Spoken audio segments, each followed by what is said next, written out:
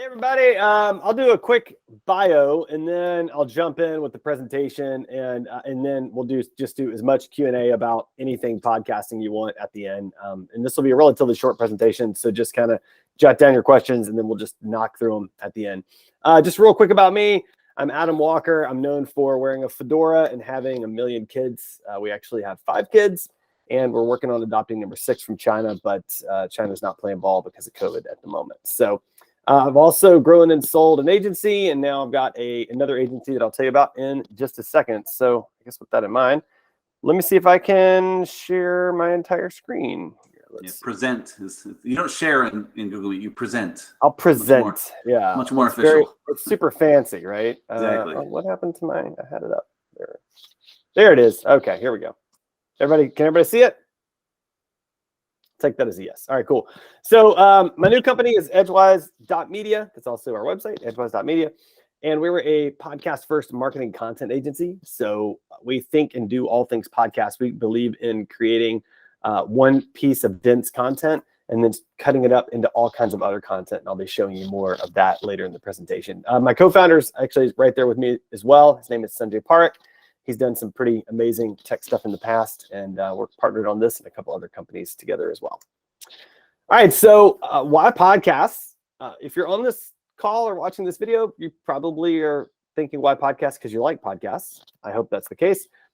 They're becoming hugely popular. You can see some of the stats on the screen. 51% of Americans have listened. Nearly 1/4 of Americans listen weekly.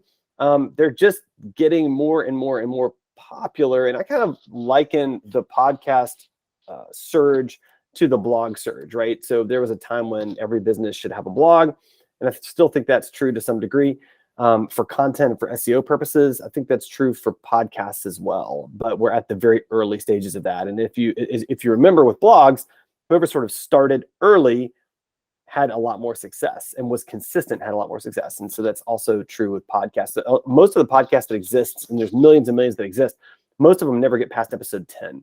So if you can get past episode 10, you're in the very small minority of podcasts. And from there, you can grow your audience and you can do a lot of amazing things. It's also, podcasts are also the easiest way to create high value content. And I should also say, I will have a link to this presentation at the end of this that you can see, so you don't need to screenshot or any of that stuff. It'll all be provided for you. But podcasts are the easiest and fastest way to create high value content. So if you think about writing a blog post, how long does that take? How many revisions does that take? How complex is that for you? If you think about shooting a video, I mean, videos take forever to do well, and or at least super high quality professional videos do. But one podcast interview with an interesting conversation with an interesting and intelligent person doesn't take all that long, but it creates an insane amount of content. It's by far, in my mind, the easiest way to create high value content quickly. So I think podcasts can essentially help with 3 things related to your business. And I'm going to walk through each of these, and then I'll even give some examples on the third one as well. So the first is thought leadership. So the second, I'll just name them here. But thought leadership, connections, and then content. So if we walk through thought leadership, that's really brand building. Podcasts are pretty amazing at building your brand. You can see some of the stats from a study here from the BBC, generating lifts in awareness, 89%, brand consideration, 57%, brand favorability, 24%, and purchase intent, 14%. Now, those are for specific types of brands, but you get the point. Like, it does have a huge impact on a brand's visibility in the marketplace. Next, how can a podcast help with connections? So this is actually my favorite way to use a podcast, and it's the way that I think most people are not using it. And this is actually the way when I had a website agency, Sideways 8, we landed our largest client ever using this specific methodology, and I'll tell you about that. So it can help with connections because if you do a cold email to your ideal client and you say, hey, can we have a conversation about my services? I want to have a sales call with you. What is the likely response you're going to get? It's not going to be a great response. But if you say, hey, will you be a guest on my podcast? Then you're a lot more likely to get a good positive response. Then you can build a relationship with that person. And then ideally, you can create a partnership and a friendship with that person and leverage that into an actual relationship. And that happened for me. So I decided that with Sideways 8 that I wanted to do a podcast about nonprofit marketing because I wanted more large nonprofit clients for my business. So I started a podcast and I started interviewing the highest level nonprofit marketers I could find. And somehow I managed to get the email address or find the email address for the person that was the head of marketing for Susan G. Komen, one of the largest nonprofits in the country. And I got her to be a guest on my podcast, and she was so lovely and so nice. We had a great conversation. And at the end of that, she said, "Hey, can I ask you a question?" And I'm like, "Yes, let's keep talking. Of course, you're my perfect client. I want to talk to you as long as you'll let me." And her next words were amazing and possibly life-changing in some ways. She said, "We want to do a podcast for Susan G. Komen. Can you help us create that, and can you host it?" And of course, my answer is yes, let's do that. And that was the first professional podcast hosting gig that I had, and that's now turned into all of the things that I'm doing today. And so I never would have even gotten that conversation with her if I hadn't just said, "Hey, will you be a guest on my podcast?" So podcasts are amazing for creating new connections. They also help you stay connected. So there's lots of opportunities to stay connected with a potential guest throughout the whole podcast planning and publishing and distribution and follow-up process. So you got the initial outreach, you got 2 emails preparing them for the show, you got the thank you email after you record, you got the episode is live email letting them know it's live, and then you maybe 2 months later do a follow-up email letting them know that the episode performed really well and asking them to continue to promote it. So that gives you a lot of touch points right there and just kind of really a lot of excuses to stay connected to this person. And then if you think about it, I mean, you can interview one person on a yearly basis if you wanted to. And so this gives you an excuse to stay connected over and over and over again throughout the years in a way that a sales email, a quick check-in email really doesn't. So I kind of love it for that. Podcasts can help you drive marketing. So I love this too. So one 30-minute podcast episode can be turned into 15 pieces of marketing content that can help with SEO, social, marketing, and just channel growth in general. So let's kind of break that down a little bit, and then I'll give you some examples. So a 30-minute podcast transcript can turn into about 5,000 words that you can then optimize as you see fit for SEO and post that on your website and create headlines that are applicable. It can also turn into 3 to 5 videos. These can be YouTube videos, these can be Reels videos, TikTok videos, whatever types of videos you want. Social posts, I mean, pull quote graphics, audiograms with the little wave file thing. I mean, all kinds of different graphics that you can create, social post quotes that you can create from this. A live stream, so you can also edit down the podcast and use a platform called Restream. I think it's Restream.io to then push out the recording as a live stream if you want to do that. So one of our largest clients does that. They do a live stream every Tuesday of the episode, and then the podcast episode actually drops on Wednesday morning, and we create all of that beforehand. And of course, the podcast episode itself. So here's kind of a breakdown. It might be a little small on your screen, so I'll just kind of read some of this, but this is for one of the episodes we did for one of our clients.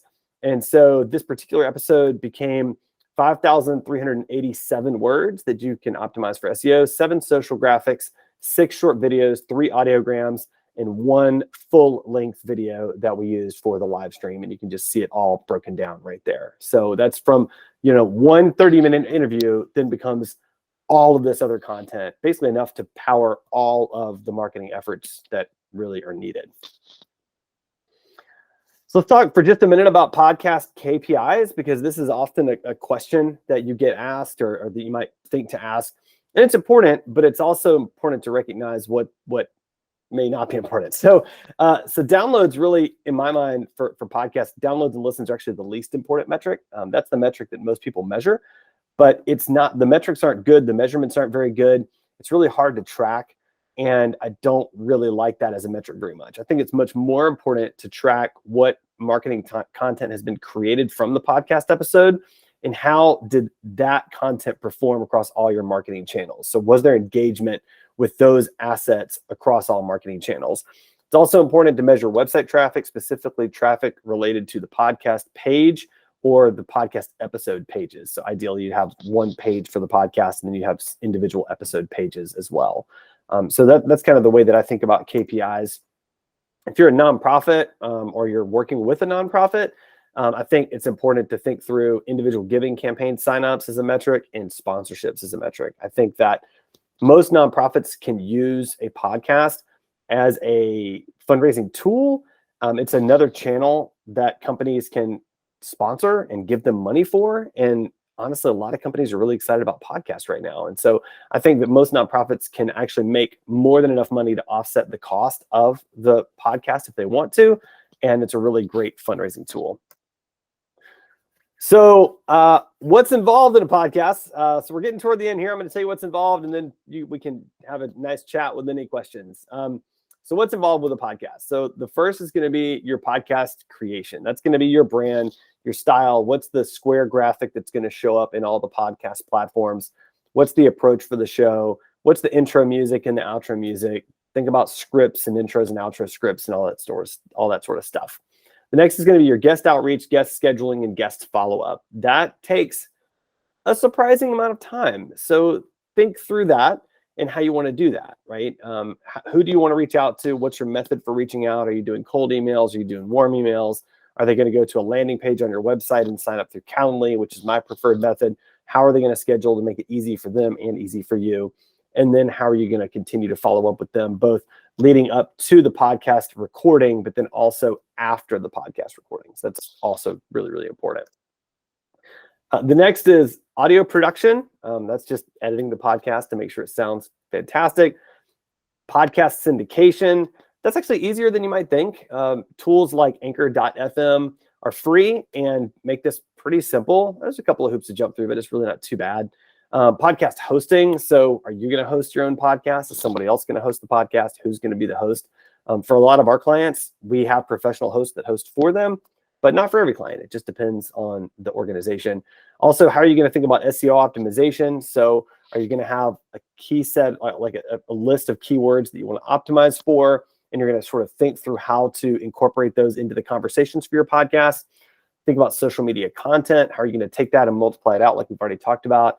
And then last, video production, because capturing audio and video in the podcast is always a great idea. And you can create nice little video clips from all of that. And that's it. That's a quick presentation. That's the link right there. If you want to go and grab, you can see this whole presentation there, edgewise.media/podcasting for business growth. Or if you want to contact me, that's my email address as well. So.